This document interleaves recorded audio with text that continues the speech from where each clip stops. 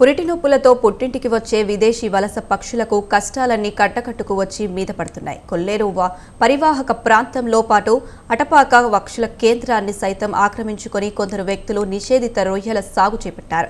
కొల్లేరు కాలుష్య కాసారంగా మారడంతో మత్స్య సంపదకు చేటు వాటిల్లుతుంది. చేపలను ఆహారంగా స్వీకరించే విదేశీ పక్షులకు ఇప్పుడు ఆహారం కరువవుతుంది. మరోవైపు వేటగాళ్ల కాటుకు విదేశీ హంగాలు విగత జీవితుల్లా మారిపోతున్నట్టు తెలుస్తుంది.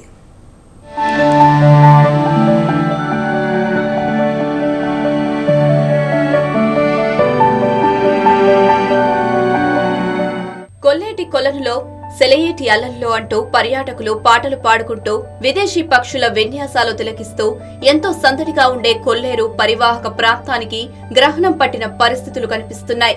అటపాక పక్షుల కేంద్రం దయనీయ పరిస్థితుల్లో కొట్టుమిట్టాడుతుంది.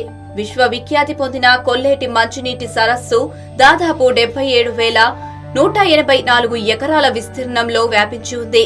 ఏలూరు జిల్లాలోని 8 మండలాలు, భీమవరం జిల్లాలోని అకివీడు మండలం కలిపి మొత్తం 9 మండలాలలో కొల్లేరు విస్తరించి ఉంది. కొల్లేరు ప్రాంతానికి దేశ విదేశాల నుంచి, ముఖ్యంగా నైజీరియా దేశం నుంచి వలస పక్షులు ప్రతి ఏటా వస్తుంటాయి. ఇక్కడ సంతాన ఉత్పత్తి చేసుకుని తిరిగి వాటి సొంత దేశాలకు విదేశీ పక్షులు తిరిగి వెళ్తుంటాయి.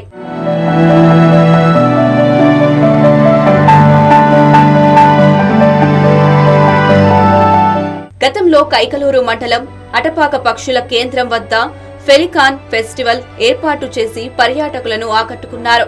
కొల్లేరు వలస పక్షులను నేరుగా దగ్గరగా చూడడానికి పెద్ద సంఖ్యలో పర్యాటకులు వచ్చేవారు. రాష్ట్ర నలుమూలల నుంచి కాక ఇతర రాష్ట్రాల నుంచి వేలాది మంది సందర్శకులు వచ్చి ఇక్కడ ప్రకృతి సౌందర్యాన్ని, విదేశీ పక్షుల విన్యాసాలను తిలకించి ఉబ్బి తబ్బిపోయిపోయేవారు. అంతటి విశిష్టమైన పేరు సంతరించుకున్న కొల్లేరు ఇప్పుడు కాలుష్య కొరల్లో చిక్కుకుంది. అదే యుఎస్ లో అయితే చిన్న చిన్న లేక్లు ఇలాంటివన్నీ కూడా చూపించి టూ మచ్ పబ్లిసిటీ ఉంటుంది. అక్కడ క్రౌడ్ కూడా చాలా బాగుంటుంది, చూసేదానికి కూడా బాగా వస్తుంటారు. కానీ ఇక్కడ మన దగ్గర ఇంత పెద్ద లేక్ ఉండి ఇన్ని రకాల పక్షులు పక్క దేశాల నుంచి వచ్చి ఇక్కడ అన్నీ మన చూడటానికి బాగుండేదానికి కూడా చాలా బాగుంటుంది. ఇన్ని పక్షులు వస్తున్నాయి కానీ మనం దాన్ని సరైన పబ్లిసిటీ లేక మన లోకల్లో ఉన్న మన జనాలకి తెలియక ఇక్కడ లేక అమ్మ చెప్పినట్టు వస్తే అది సరిగ్గా లేక పాప బర్డ్స్ అన్నీ కింద గుడ్లు అవి పెట్టినప్పుడు కూడా సరిగ్గా ఆ నెస్ట్లు అవి సరిగ్గా లేక గుడ్లన్నీ డ్రాప్ అయిపోయి పాపం సరిగ్గా బర్డ్స్ కూడా జనరేట్ అవ్వట్లేదండి ఇక్కడ. సో ఇలాంటివన్నీ కొన్ని నెస్ట్లు అట్లాంటివి కొంచెం బాగా లోపల డెవలప్ చేస్తే ఇంకా చాలా బాగుంటుంది. ఇక్కడ ఇంకా వేరే రకరకాల పక్షులు కూడా వచ్చి ఇక్కడ చూసేదానికి కూడా బాగుంటుంది అండ్ ఉండటానికి కూడా బాగుంటుంది. సో దీన్ని కొంచెం ఇంకా డెవలప్ చేస్తే బాగుంటుందని నా అభిప్రాయం అండి ఇది. ఎందుకంటే మేము యూఎస్లో చూస్తుంటాం కాబట్టి చిన్న లేక్ ఉన్నా అక్కడ పెద్ద పెద్ద బోట్లు పెట్టి ఇక్కడ చాలా బాగుంది అని చెప్పంటే నిజంగా టూరిస్టులు చాలా బాగా వెళ్తూ ఉంటారండి చిన్న చిన్న లేక్లు కూడా. మనకి ఇక్కడ ఇంత పెద్దది ఉండి మనం చేసుకోలేకపోవడం అనేది, దీన్ని డెవలప్ చేయకపోవడం అనేది కొంచెం నాకు ఆశ్చర్యంగానే ఉంది. చేస్తే బాగుంటుందని నా అభిప్రాయం అండి. కొల్లేరును కోలుకోలని దెబ్బ కొడితే అనాయాసంగా సునాయాసంగా అక్రమార్జన చేయవచ్చని కొందరు స్వార్థపరులు ఆలోచనలు సాగించారని, ఆ దురాలోచన ఫలితమే ఇప్పుడు కొల్లేరు విదేశీ విహంగాల పాలిట శాపమైందని పలువురు పర్యాటకులు ఆవేదన చెందుతున్నారు. నిషేధిత రొయ్యల సాగుకు కొందరు వ్యక్తులు శ్రీకారం చుట్టారు. దీంతో కొల్లేరు మొత్తం కాలుష్యం బారిన పడి మత్స్య సంపద పూర్తిగా దెబ్బతింది. అధికారులు ఏం ఒప్పందాలు చేసుకున్నారో, ఏ ప్రలోభాలకు గురయ్యారో కానీ ఇక్కడి పర్యాటకం పురోగమనానికి బదులు తిరోగమనంలో వెళ్తుంది. కనీస వసతులు కరువయ్యాయి. బోట్ షికార్ను నిలిపివేయడానికి అధికారులు రెడీ అయినట్టు తెలిసింది. గత ప్రభుత్వం కొల్లేరు అభివృద్ధిలో విఫలం అయ్యిందని స్థానికులు అంటున్నారు.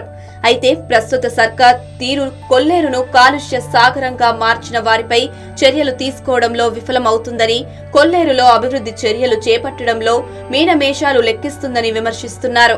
సో ఇక్కడికి వచ్చాక చూస్తే చాలా చాలా బాగుంది. బట్ లాజిస్టిక్స్ పరంగా, ఇన్ఫ్రాస్ట్రక్చర్ పరంగా చెప్పాలి అంటే నథింగ్, నిల్. సో దీన్ని చాలా రకాలుగా డెవలప్ చేయొచ్చు. సో ఒక విన్నపం ఏంటంటే పవన్ కళ్యాణ్ గారికి దీని మీద దృష్టి సారించి దీన్ని ఇంకా సో ఎట్లా అంటే ఇప్పుడు మేము వచ్చేటప్పుడు యాక్చువల్ ఫేస్ చేసిన ప్రాబ్లం ఏంటంటే మాకు అసలు రూట్ అంత దూరం నుంచి వచ్చాము చూడటానికి, అసలు ఈజీగా చాలా దగ్గర రావటానికి, కానీ రాలేకపోయాం. బికాస్ చాలా మంది నోవేర్, ఒకళ్ళు ఒకటి చెప్తున్నారు. అసలు కానిస్టేబుల్స్నే అడిగాం మేము, వాళ్ళు కూడా మాకు సరిగ్గా గైడ్ చేయలేకపోయారంటే అది అసలు దీన్ని మార్కెటింగ్ కానీ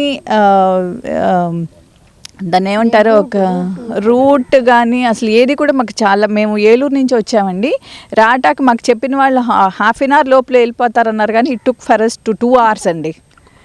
సో 2 hours ఎవరు కూడా సరిగ్గా గైడ్ చేయలేకపోయారంటే, అసలు సైన్ బోర్డ్స్ లేవు, అసలు ఎవరు కూడా చెప్పలేకపోయారంటే దీన్ని బట్టి అర్థం చేసుకోవచ్చు దీనికి ఎంత పబ్లిసిటీ అవసరం అనేది. వేసవి విడిదికి వలస వచ్చే విదేశీ పక్షుల సంతానోత్పత్తికి అవసరమైన వసతులు ఇక్కడ కరువయ్యాయి. వలస పక్షులు గుడ్లను పెట్టడానికి అనువైన సౌకర్యాలు లేక వాటి సంతానాన్ని అభివృద్ధి చేసుకోవడంలో విఫలమవుతున్నాయి. విదేశీ పక్షులు గుడ్లు పెట్టి సంతానోత్పత్తి చేసుకుని తిరిగి వాటి సొంత దేశాలకు పిల్లలతో కలిసి తిరిగి వెళ్లడం జరిగేది. గుడ్లు పెట్టడానికి అవసరమైన కనీస వసతులు లేకపోవడంతో పక్షులు పెట్టిన గుడ్లు నీటిలో, నేల మీద పడి పగిలిపోతున్నాయి. దీనివల్ల వలస పక్షుల సంతతి వృద్ధి ఆగిపోతుంది. ఈ కారణంగా ఏటేటా వలస పక్షుల సంఖ్య క్షీణిస్తుంది. నేను బోటు సరంగిని సత్యనారాయణ అండి. నేను 15 సంవత్సరాల మట్టి బోటు నడుపుతానండి. ఇక్కడ పక్షులు ఆస్ట్రేలియా నుంచి, సైబేరియా నుంచి వస్తాయండి. ఆస్ట్రేలియా పక్షులనేమో గుడ్లు పెట్టి పిల్లలు చేసేయండి. సైబేరియా పక్షులు మటు ఇప్పుడు గుడ్లు పెడుతున్నాయండి. అవి పిల్లలకి మేత చేయడం గూళ్ళు కట్టి ఉన్నాయండి. ఇప్పుడు ప్రస్తుతం సైబేరియా పెంటి స్టార్కు ఇప్పుడు గుడ్లు పెడుతున్నాయండి. ఆస్ట్రేలియాతో పిల్లలు చేసేయండి. అవి పిల్లలకి మేత పెట్టడం అవి చేయడం జరుగుతుందండి. ఇప్పుడు చాలా ఇదిగా అన్నీ బాగా ఎక్కువ పక్షులుగా ఉన్నాయండి. ఆస్ట్రేలియా 2, సైబేరియా 3, జపాన్ పక్షులు అంటే పెంటే వైట్ ఆఫీస్ అండి, 2 పెంటే స్టార్కు, 3 పెలికాన్. కొల్లేరులో నీటి నిల్వ చేయడంలో అధికారులు విఫలమవుతున్నారు. పర్యాటక కేంద్రం చుట్టూ ఉండే గట్లను సైతం పూర్తి స్థాయిలో అభివృద్ధి చేయడం లేదు. నీళ్లు తగ్గి నిషేధిత రొయ్యల సాగు వల్ల కాలుష్య కాసారంగా మారడంతో చేపలు మృతి చెందుతున్నాయి. చేపలను ఆహారంగా తీసుకునే విదేశీ విహంగాలకు ఆహార సమస్య ఏర్పడుతుంది.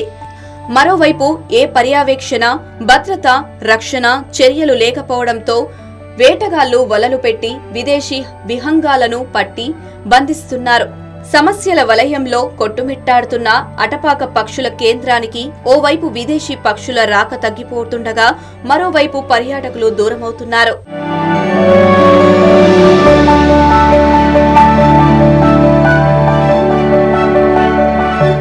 కొల్లేరు అందాలు తిలకించడానికి రాష్ట్రంతో పాటు పొరుగు రాష్ట్రాల నుంచి సందర్శకులు వస్తుంటారు. అయితే ఏలూరు, భీమవరం, విజయవాడ, గుడివాడ నుంచి కొల్లేరుకు ప్రతినిత్యం పెద్ద సంఖ్యలో పర్యాటకులు వస్తారు. పక్షి ప్రేమికులకు కనీసం దారి చూపే బోర్డులు సైతం ఏర్పాటు చేయలేదు. దీంతో పర్యాటకులు అసహనానికి గురై ఆగ్రహం వ్యక్తం చేస్తున్నారు. ప్రభుత్వం కోట్లాది రూపాయల నిధులను పర్యాటకానికి కేటాయిస్తున్నా అధికారులు మాత్రం కొల్లేరు అభివృద్ధిపై శ్రద్ధ చూపడం లేదని పర్యాటకులు, స్థానికులు మండిపడుతున్నారు. ఇప్పటికైనా కొల్లేరు అభివృద్ధికి, అటపాక పక్షుల కేంద్రం అభివృద్ధికి ప్రభుత్వం చర్యలు తీసుకోవాలని పర్యాటక ప్రేమికులు కోరుతున్నారు.